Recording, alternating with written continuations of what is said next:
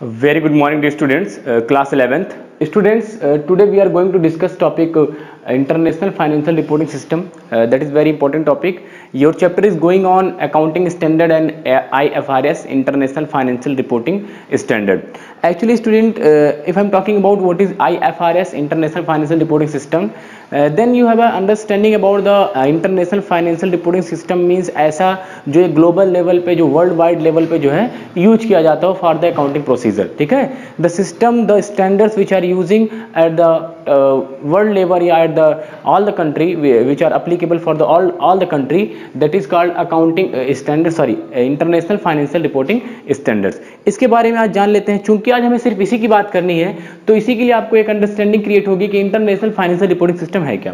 Student, first of all, International Financial Reporting System, it is issued by IASB, International Accounting Standard Board.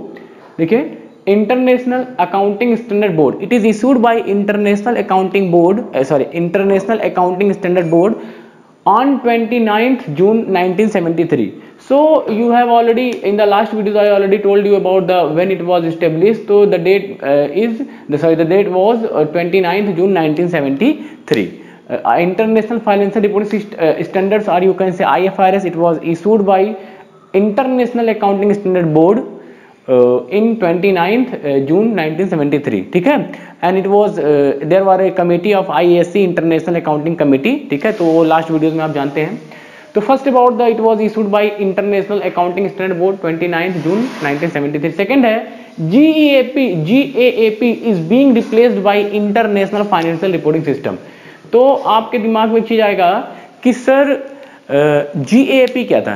Generally accepted accounting principle before IFRS. ठीक है, in old era when there are very few transaction is available, when there are very less number of companies, very less number of manufacturing unit is available, then there are no need to use any specific board, specific committee. But when the problem arises, when the problem is coming in front of the government, in front of the accounting professionals जितने भी थे, तो that time it is decided that just committed or just established a specific committee which were international accounting committee.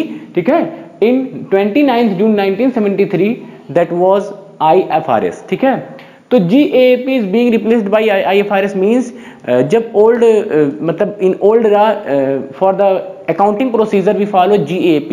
GAAP means generally accepted accounting principle. There are some rules, regulations, some procedure for the preparing financial statement or for the making for the showing financial report. ठीक है, तो जो भी financial reporting होती थी, चाहे वो balance sheet हो, चाहे वो प्रॉफिट एंड लॉस अकाउंट हो, that are shown in front of other users by using GAAP, generally accepted accounting principal.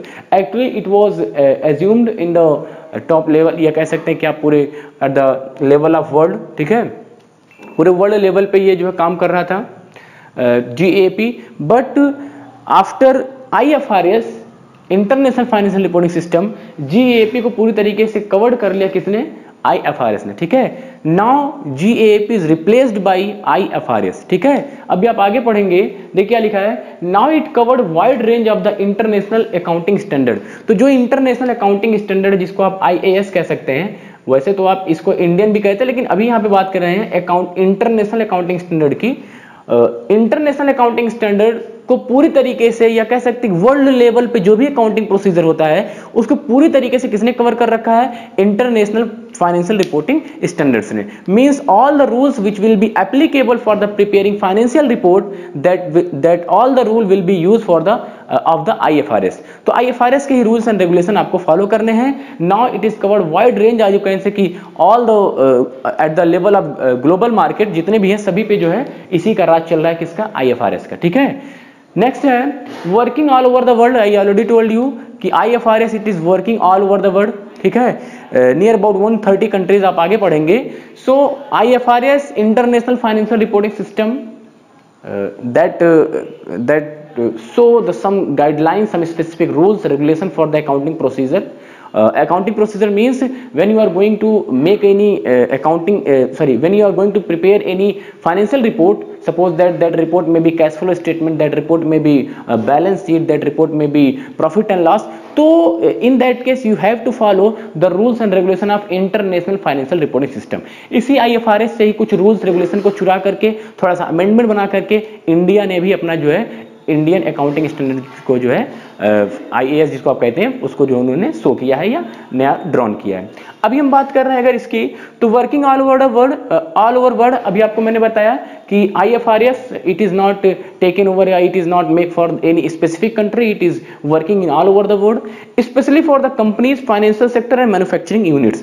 The units which are manufacturing the product, the companies, the financial sector, non financial sector, ठीक है, they are all the which are involved in the different types of work. They have to use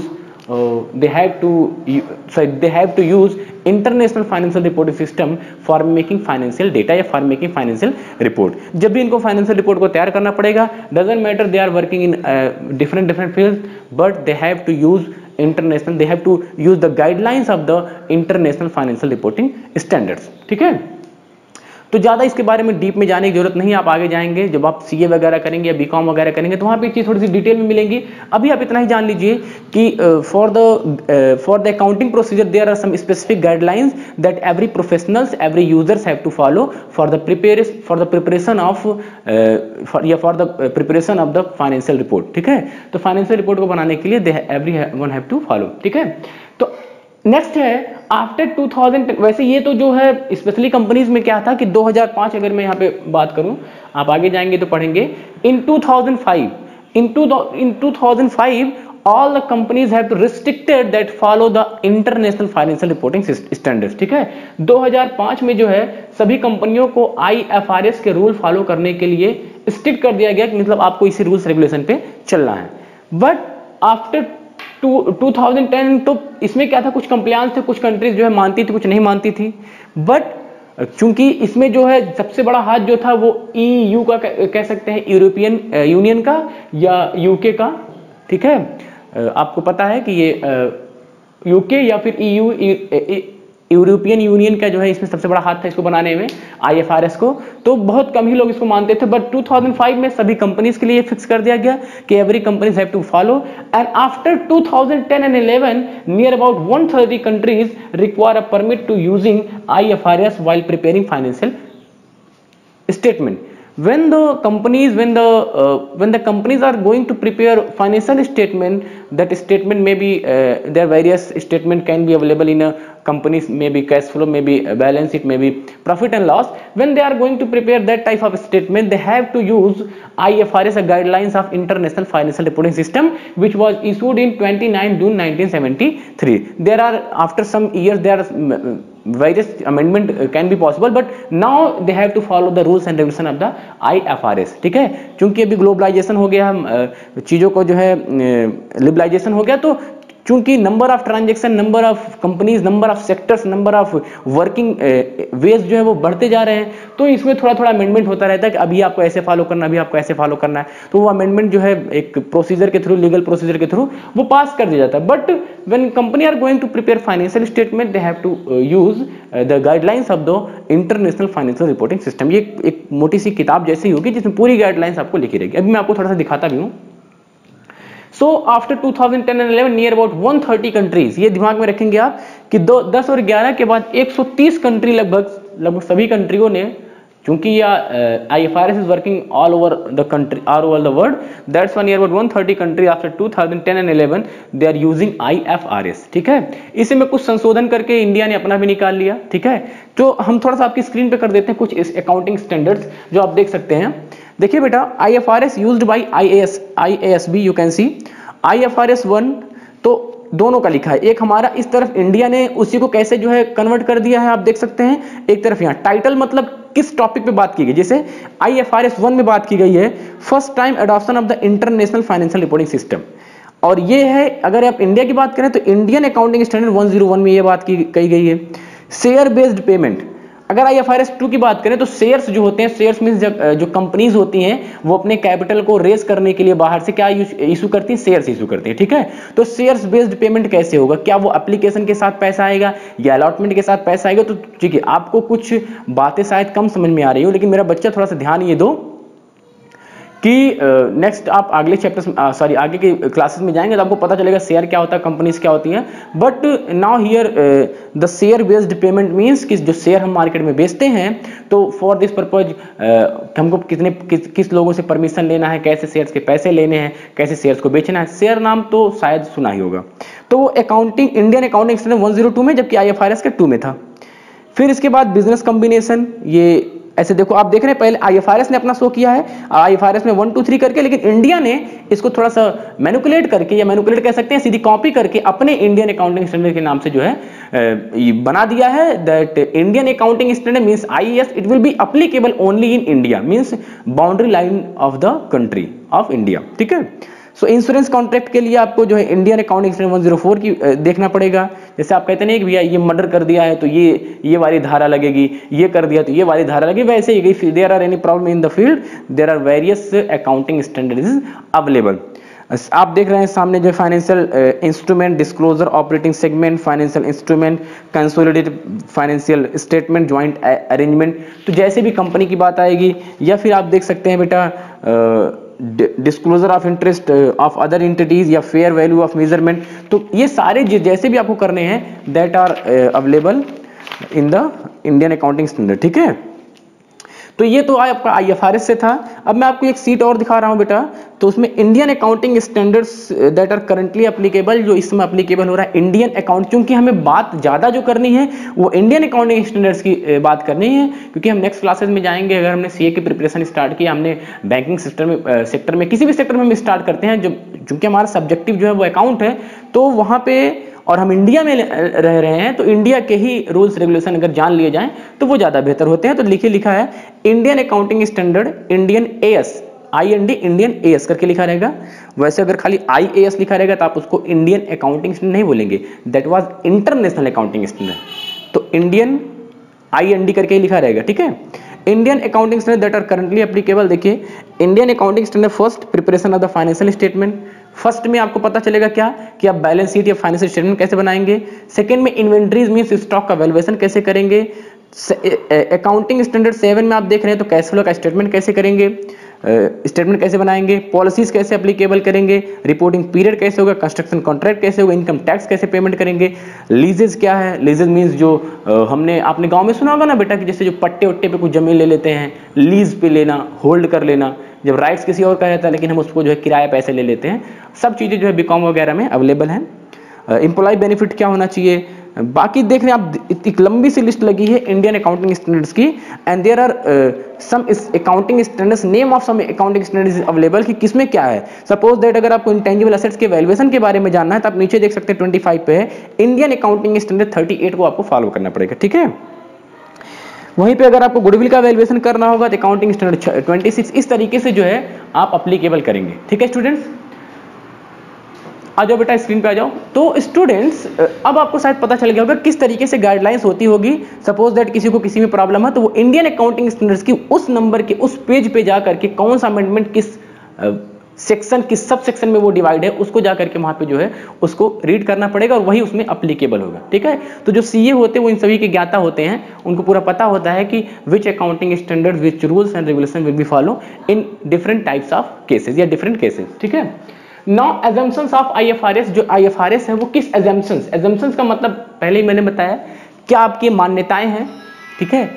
assumptions in IFRS क्या आपकी assumptions है, किस assumptions पे जो है international financial reporting system work करता है, क्योंकि ये कुछ चीजें मान के चलता है, प्री अज्यूम करके चलता है कि ये चीजें एप्लीकेबल होंगी। जैसे सबसे पहले going concern assumptions, that is very important assumptions of the IFRS. Students, you know very well कि we have studied about the going concern concept. How many student can explain it? Please comment in the comment section if you have idea about the going concern concept. अब आप जाएंगे copy में देखेंगे तब बताएंगे तो वो तो बात अलग है। So going concern concept, according to this concept, when we start any business, then there is no intention to reduce its size or close our business. that is directly based on IFRS. Okay students, so going concern assumptions में अगर हम बात करेंगे तो going concern assumptions means business will continue in future. When any business existence came to an existence, मतलब जब वो बनेगा it will be run for a long time, for a long period. तो यही assume करके चला जाता है कि the companies, the firms, the partnership firm, the business who are working, that will be continue in future, that will be exist in long time. ठीक है, तो पहला assumption है. Second है accrual assumptions. Accrual assumptions means when we are going to record the revenue in the books of account, that cash revenue and credit revenue means उधार का और नगद का दोनों को आपको शामिल करना है. ओनली जैसे आपने नहीं पढ़ा था पिछले वीडियोस में कि सर कैश बेसिस अकाउंटिंग तो नहीं फॉलो करेंगे, तो बेटा कैश बेसिस अकाउंटिंग आपको नहीं फॉलो करना है. यहाँ पे जो assumptions है, that assumptions means accrual basis assumptions. accrual basis assumptions का मतलब है कि the respective transaction या respective head that will be include. Suppose that मैंने आपको एग्जांपल दिया था कि अगर किसी वर्कर की सैलरी 1000 रुपए है तो 12 महीने के हिसाब से सैलरी वाले हेड में 12,000 दिखना चाहिए. अगर यहाँ पे 10,000 ही पेमेंट किया गया है तो आप ये नहीं सोचेंगे हम 2000 रुपए से बच गए हैं, यहाँ आपको आउटस्टैंडिंग के नाम से 2000 रुपए और लगाना पड़ेगा. तो that is assumptions of the accrual concept. Means जो है आपको उन चीजों को भी कंसिडर करके चलना है. Measuring unit assumption. ये मेजरिंग यूनिट अजम्पशन का मतलब क्या है स्टूडेंट्स? मैंने आपको पढ़ाया था एक हिस्टोरिकल कॉस्ट. क्या पढ़ाया था? Historical cost. तो हिस्टोरिकल कॉस्ट में क्या था? In historical cost assets are recorded in the books of account after minus या after decreasing the depreciation या after less the depreciation. depreciation घटाने के बाद जो वैल्यू आएगी उसको हम किस में लिखेंगे? बैलेंस शीट में असेट्स के लिए. लेकिन अब ये जो मेजरिंग यूनिट अजम्पशन ये बहुत सारा चेंजिंग करके बताएगा और बहुत अच्छा है. आप बताइए सही है कि नहीं? ये कहता है कि नहीं, you need not to follow historical cost. Now measuring unit assumptions means the assets will be put in the balance sheet on their fair value. that may be market price, that may be cost price, whichever is less. Means नहीं समझ में आया तो ध्यान सुनिए कि जो assets की एक्चुअल कीमत इस समय प्रेजेंट वैल्यू है उस प्रेजेंट वैल्यू को ही इसमें दिखाइए. ऐसा नहीं है कि उसको बेचने के बाद उतना ना मिले. अगर आपने अपनी बिल्डिंग को 10 लाख रुपए दिखाया है बैलेंस शीट में तो यह माना जाएगा कि बिल्डिंग को बेचने पे 10 लाख रुपए कम से कम जो है मिलेंगे. ज्यादा तो ज्यादा नहीं, कम से कम 10 लाख रुपए मिलेंगे. आप किसी भी असेट्स को बढ़ा करके अगर दिखाएंगे तो आपके पास प्रॉपर्टी ज्यादा आएगी. But IFRS need not to agree या did not agree for this type of statement. ठीक है, that should be fair of the current price which are shown inside the balancing. Okay students, so I think that is enough for today. Next video we will talk the next chapter. Thank you.